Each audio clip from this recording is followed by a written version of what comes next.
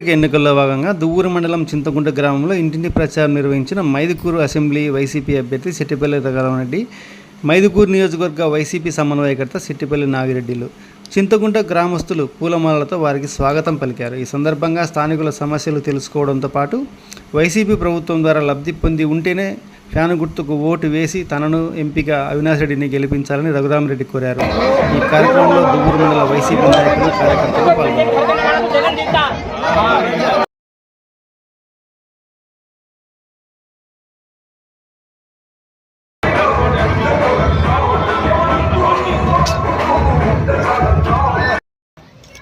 Jagan ఓటేయాలమ్మా.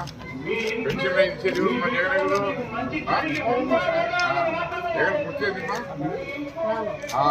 Right. Jai Jawan,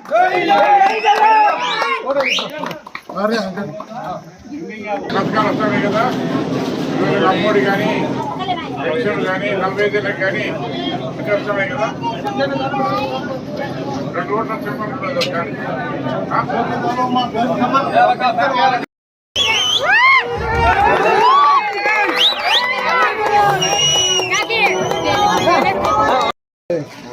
ఎవరిచ్చేది నీకేమొస్తానమ్మా?